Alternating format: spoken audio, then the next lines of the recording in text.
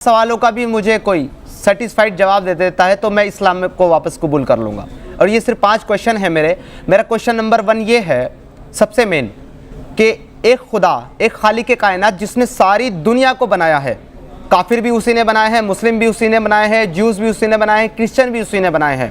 वो अपनी किताब के अंदर ये कहता है कि सूरह यूनुस सूरह नंबर 10 आया नंबर 99 वो कहता है कि अगर अल्लाह चाहे तो सारी दुनिया को ईमान में दाखिल कर दे, तो क्या आप अब भी उन्हें मजबूर करेंगे कि वो ज़रूर ईमान ले आए? तो यहाँ पे क्लियर बता रहा है कि अल्लाह नहीं चाहता कि सारी दुनिया ईमान में दाखिल हो जाए। अगर वो ऐसा चाहता तो सारी दुनिया ईमान ले आती।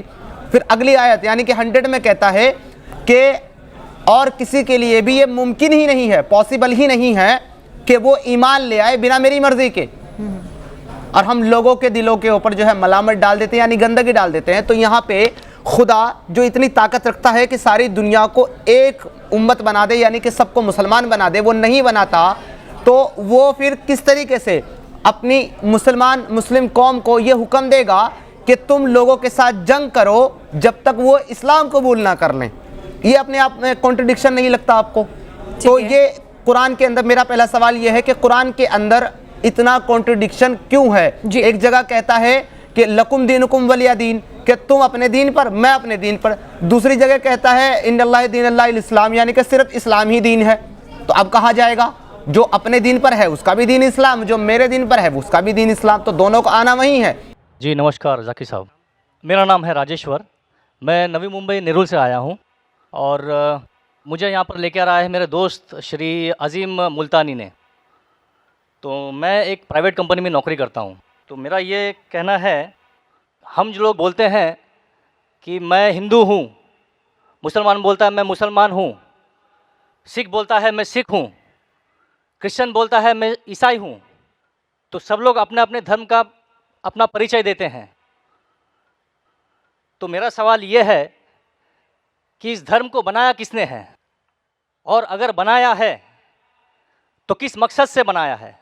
क्या हम सिर्फ एक धर्म को मान नहीं सकते हैं जो कि इंसानियत धर्म है, और कोई धर्म को न माने, न हिंदू, न मुस्लिम, न सिख, न ईसाई, और किसी भी धर्म को कबूल करवाना क्या ज़रूरी है? भाई साहब का अच्छा सवाल है, बहुत अच्छा सवाल है। और एक सवाल साथ में इसमें जुड़ा हुआ है सर, मैं पूछना चाहूँगा, बिना किसी धर्म को कबूले बगैर क्या इंसान नेक और सही रास्ते पे चल नहीं सकता है? और ये जो अपने अपने धर्म के गुरु हैं वो किस लिए अपने धर्म का प्रचार करते हैं और किस मकसद से करते हैं? ये मेरा प्रश्न है। भाई साहब का बहुत अच्छा सवाल है कि लोग कहते हैं मैं हिंदू हूँ, मैं मुस्लिम हूँ, मैं सिख हूँ, मैं ईसाई हूँ। तो ये धर्म को किसने बनाया? धर्म होना चाहिए कि सिर्फ, बिल्कुल सही है, धर्म होना चाहिए कि, और वो होना चाहिए इंसानियत। भाई साहब पूछते धर्म होना चाहिए कि, फिर पूछते क्या धर्म को कबूल करना ज़रूरी है? और क्या एक धर्म में मानना ज़रूरी है? भाई साहब ने अच्छा सवाल किया कि कोई कहता है मैं मुस्लिम हूँ, कोई कहता है मैं हिंदू हूँ, कोई कहता है मैं ईसाई हूँ, कोई कहता है सिख हूँ। ये धर्म को किसने बनाया? और धर्म होना चाहिए एक। आपका पहले भाग जो सवाल का बिल्कुल सही है। कुरान में अल्लाह ताला फरमाते सूरह अल इमरान में सूरह नंबर 3 आयत नंबर 19 में, इन्ना दीन इंदल्लाहिल इस्लाम, अल्लाह के नज़दीक सिर्फ एक ही दीन सही है, वो है अपनी ज़िंदगी अल्लाह के, खुदा के, ईश्वर के, भगवान के अहकामात के मुताबिक बसर करना। तो दीन होना चाहिए एक ही। ये इतने दीन किसने बनाया? इंसानों ने बनाया। हमारा खालिक, हमारा मालिक, हमारा रब, हमारा ईश्वर, हमारा भगवान, हमारा अल्लाह सिर्फ एक ही दीन बनाया, एक ही मजहब बनाया, वो है अमन हासिल करना, शांति हासिल करना, सलामती हासिल करना, अपने खालिक के अहकामात के मुताबिक ज़िंदगी बसर करने के बाद। इसीलिए दीन, मज़हब खालिक ने सिर्फ एक ही भेजा, लेकिन वक्त के दौरान मिलावट होते गई, मिलावट होते गई। मिलावट होने की वजह से अल्लाह ने दूसरे नबी भेजे, दूसरी किताब भेजी, फिर मिलावट हुई और दूसरे पैगंबर भेजे और एक किताब भेजे उसे सही करने के लिए। इस तरीके से अल्लाह के रसूल मोहम्मद सल्लल्लाहु अलैहि वसल्लम फरमाते कि अल्लाह ने इस ज़मीन पे 1,24,000 पैगंबर भेजे, कई किताबें भेजे, आखिरी किताब कुरान मजीद। कुरान में लिखा है सूरह राद में सूरह नंबर 13 आयत नंबर 7, वलिकुल्लि कौमिन हाद, कि हर कौम पे मैंने पैगंबर भेजा। सूरह राद सूरह 13 आयत नंबर 7 और सूरह राद सूरह नंबर 13 आयत नंबर 38 में कि हर दौर में हमने एक किताब नाजिल की।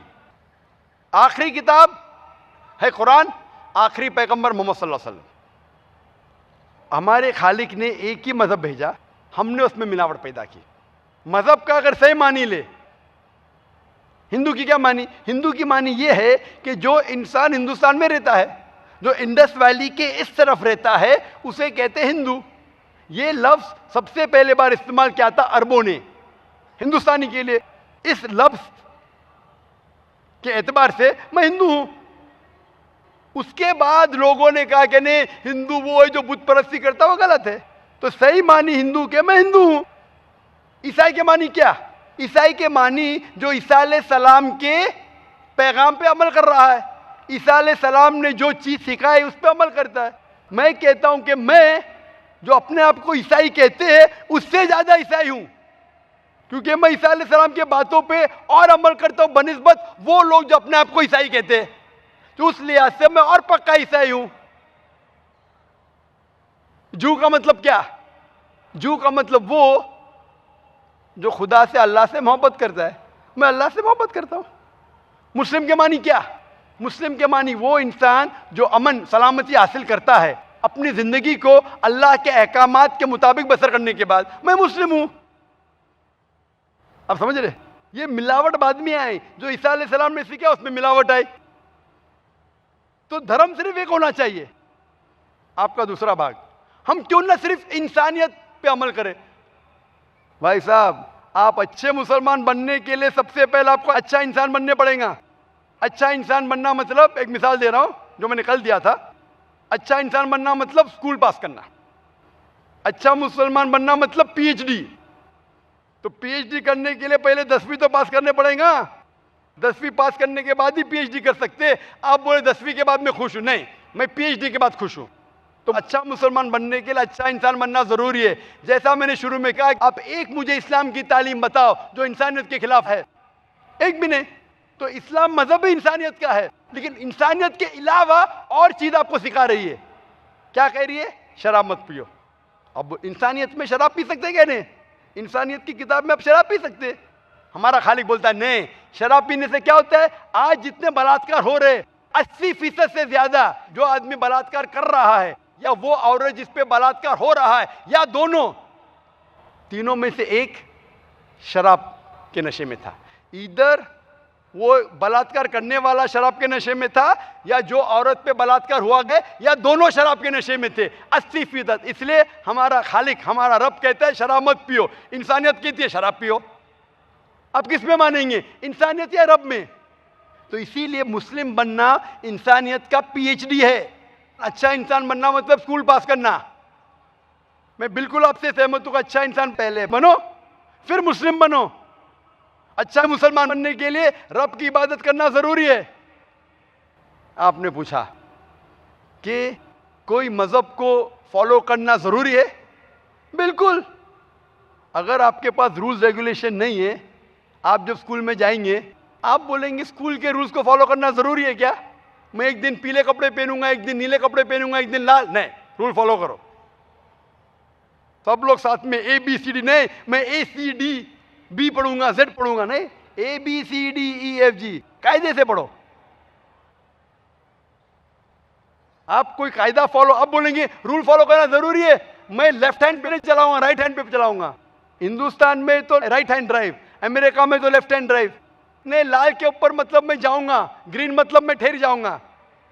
रूल नहीं फॉलो करेंगे तो कैसा जिएंगे, कैसा गाड़ी चलाएंगे? तो जब गाड़ी चलाने के लिए रूल फॉलो करने पड़ता है, तो जिंदगी बसर करने के लिए रूल नहीं फॉलो करेंगे? ये जाहिल इंसान कहेगा।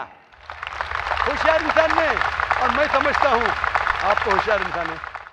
गाड़ी चलाने के लिए रूल चाहिए, स्कूल में जाने के लिए रूल चाहिए, जिंदगी बसर करने के लिए रूल नहीं। आप बोलेंगे मैं नाक में से खाऊंगा, चलेगा नहीं, मैं मुंह में से खाओ। आप समझ रहे? तो ये हमारा खालिक। आप जब बीमार होते किसके पास जाते? डॉक्टर के पास जाते। डॉक्टर को इल्म है इंसान के जिस्म के बारे में, वो खालिक और सबसे बड़ा डॉक्टर है। वो जानता है क्या अच्छा है क्या बुरा है।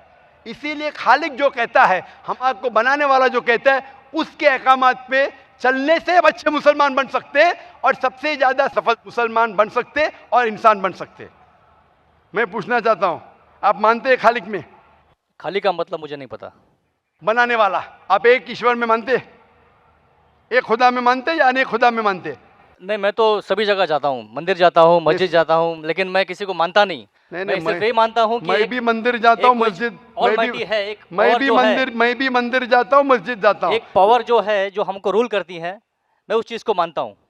एक पावर, दो पावर ने ना, एक पावर जो है, वही तो पूछ रहा हूँ मैं, एक पावर को मानते हैं, दो पावर को मानते हैं? एक ही पावर को मानता हूँ। मैं भी एक पावर को मानता हूँ, मंदिर भी जाता हूँ, मस्जिद भी जाता हूँ, लेकिन मंदिर जाके बुत परस्ती नहीं करता हूँ, मूर्ति पूजा नहीं करता हूँ, क्योंकि वो पावर कहती है मूर्ति पूजा मत करो। मूर्ति मतलब वो पावर वाले को आप कम पावर दे रहे, बराबर ना? तो हिंदू मजहब कहता है मूर्ति पूजा मत करो, ईसाई मजहब कहता है मूर्ति पूजा मत करो, कुरान कहता है मूर्ति पूजा मत करो। एक पावर, उसको पावर कहो, ईश्वर कहो, खुदा कहो, अल्लाह कहो, लेकिन एक है ना कि दो है? एक ही है। बिल्कुल से, एक पावर को मानते, बिल्कुल, यानी एक ईश्वर को मानते, बिल्कुल, एक खुदा को मानते, बिल्कुल, एक अल्लाह को मानते। बिल्कुल। आप मानते हैं कि बुत परस्ती, मूर्ति पूजा गलत है? गलत तो है, लेकिन मैं करता हूँ। हाँ, यही तो बात है। आप मानते हैं गलत, अल्हम्दुलिल्लाह, करते वो गलत वो चलते आ रहा है, बचपन से चलते आ रहा है। मेरे परदादा भी कहते थे कि जमीन चपटी है, लेकिन मैं जब स्कूल में जाता हूँ डॉक्टर बन गया। बट हम मूर्ति की पूजा करने की वजह से मैं मानता हूँ कि मैं गॉड फियर हूँ, मुझे डर है, मेरे वालिद गलत काम से बचता हूँ। हाँ, गलत काम करते लेकिन गलत काम से बचते, दोनों में टकराव है। आप गलत काम से बचते फिर बोलते गलत काम करते। मूर्ति की पूजा करने से मैं गलत काम से बचता हूँ। आपने कहा, मैं मानता हूँ। आपने कहा मूर्ति पूजा करना गलत है, मैं मूर्ति पूजा करता हूँ, गलत काम से बचता हूँ, तीनों में टकराव है। मैं हिंदी में जरा कमजोर हूँ। आपने कहा कि मूर्ति पूजा करना गलत है, लेकिन फिर भी मैं करता हूँ और गलत काम से बचता हूँ, दोनों कॉन्ट्रडिक्टिंग है। शराब पीना गलत है, फिर भी पीता हूँ और गलत काम नहीं करता। अरे पीऊंगा तो बलात्कार करूंगा ना। मैं नहीं पीता हूँ। आप नहीं पीते, अच्छी बात है, अल्हम्दुलिल्लाह। आपके वेद में लिखा है, बाइबल में लिखा है, कुरान में लिखा है, तो क्यों करते? बचने का है तो उस पावर, उस ताकत, उस अल्लाह, उस खुदा, उस भगवान के अहकामात पे अमल करो। मूर्ति पूजा करने से क्या मिलेगा आपको? आप कुरान मजीद पढ़ो, कुरान मजीद आखिरी पैगाम है उस पावर का। तो अगर आप जानते हैं कि मूर्ति पूजा गलत है, तो गलत काम से क्या सही रास्ता मिल सकता है? चोरी करना गलत है, लेकिन मैं क्या करता हूँ? चोरी करता हूँ और गरीबों में बांटता हूँ, सही है? गलत है, गलत है। चोरी करना गलत है, आप मानते क्या? चोरी करता हूँ लेकिन गरीबों में बांटता हूँ। अरे गरीबों में बांटने का तो मेहनत करके बांटो ना, चोरी करके मेहनत मत करो, मेहनत करके मेहनत करो और हलाल की कमाओ और गरीबों में बांटो। उसी तरीके से जो आप जानते हैं मूर्ति की पूजा गलत है, फिर क्यों करते? क्योंकि आपके परदादा करते आए हैं। मेरे परदादा कहते थे दुनिया चपटी है, लेकिन मैं कहता हूं दुनिया गोल है क्या चपटी है? गोल। आपके परदादा क्या कहते थे, चपटी क्या गोल? गोली कहते थे। परदादा? आपके बाप दादा ने परदादा गोली कहते थे। कभी 1000 साल पहले? बिल्कुल। आपके दादा का नाम क्या था? पता नहीं। हाँ, तो आप खाली हवा में फेंक रहे हैं। इंसानियत 1000 साल पहले कहती थी कि दुनिया चपटी है। आपके परदादा का नाम क्या? मैं नाम लिखूंगा ना साइंटिस्ट बुक में। आपके परदादा का नाम क्या है? पता आपके परदादा क्या कहते थे, दुनिया चपटी है क्या गोल है? मैं कुछ नहीं कह सकता इसके बारे हाँ। में, क्योंकि मैंने सुना नहीं है क्या कहते थे। लेकिन साइंस कहती है, मेरे परदादा और आपके परदादा कहते थे कि चपटी है। आप मानते हैं चपटी है? नहीं, क्योंकि आप तरक्की कर चुके हैं। जब तरक्की करते हैं गलत चीज को छोड़ देने का है। अभी बुत परस्ती करेंगे या छोड़ देंगे? कोशिश करूंगा छोड़ने की। हाँ, ये बात हुई ना, ये मर्दानी बात हुई ना। माशाल्लाह, ये अच्छी बात है कि भाई साहब मानते एक पावर में, एक खुदा में, एक ईश्वर में, एक भगवान में। बुत परस्ती गलत है और कोशिश करेंगे इसको छोड़ने की। आप मानते हैं कि मोहम्मद सल्लल्लाहु अलैहि वसल्लम पैगंबर है? पता नहीं, मुझे नहीं मालूम। इसीलिए मैं चाहूंगा कि आप कुरान मजीद पढ़िए। जी। मैं आपको कुरान मजीद का तर्जुमा दूंगा। जी। अंग्रेजी जानते तो अंग्रेजी में दूंगा, हिंदी जानते हिंदी में दूंगा। पढ़िए, इससे आप हिदायत पाएंगे और इंशाअल्लाह जो भी मुश्किलात है आप मुझे पूछ सकते हैं या हमारे इदारे को लिख सकते हैं। और जब आप एकदम संतुष्ट हो जाएंगे कि ये सही किताब है, फिर आप एकदम अच्छे, अभी आप इंसान हैं, अच्छे इंसान हैं और अच्छे PhD बनेंगे। उस दिन का मैं इंतजार करूंगा। शुक्रिया। क्वेश्चन। शुक्रिया, शुक्रिया। तो नाज़रीन ये थी हमारी आज की वीडियो इस बगैरत शख्स के बातें तो आप लोगों ने सुन ली। इन्होंने कहा कि मेरे कुछ सवालात है, अगर इसका जवाब मुझे मिले तो मैं वापस इस्लाम कबूल कर लूँगा। और इन्होंने काफ़ी इस्लाम की तालीम भी की है, उसके बावजूद भी इन्होंने इस्लाम को छोड़ दिया है। दोस्तों इसके जहन में कुछ सवालात थे जिसका जवाब इसको नहीं मिल रहा था और इसने इस्लाम को छोड़ दिया। जो कि दोस्तों इसके इस तरह सवाल है जो कि इसके आंसर डॉक्टर ज़ाकिर नाइक ने बहुत ही खूबसूरत और बहुत ही अच्छे तरीके से दिए हैं। उम्मीद है कि वो समझ का होगा। दोस्तों ये बस पता नहीं किस वजह से इस्लाम को छोड़ दिया है। दोस्तों इस्लाम में कोई भी ऐसी बात नहीं है जिसका जवाब ना हो, कोई ऐसी बात नहीं है जो इंसानियत के ख़िलाफ़ हो, कोई भी बात नहीं है। दोस्तों अल्लाह ताला ने कुरान भेजी है, कुरान में हर एक बात इंसान के फ़ायदे के लिए लिखी है। तो दोस्तों उम्मीद है कि आपने इस वीडियो को एंजॉय किया हो। वीडियो कैसी लगी वीडियो को लाइक और चैनल को ज़रूर सब्सक्राइब करें और कमेंट में अपने राय का इजहार ज़रूर कीजिए। तो मिलते हैं नेक्स्ट वीडियो में, तब तक के लिए अल्लाह हाफिज़।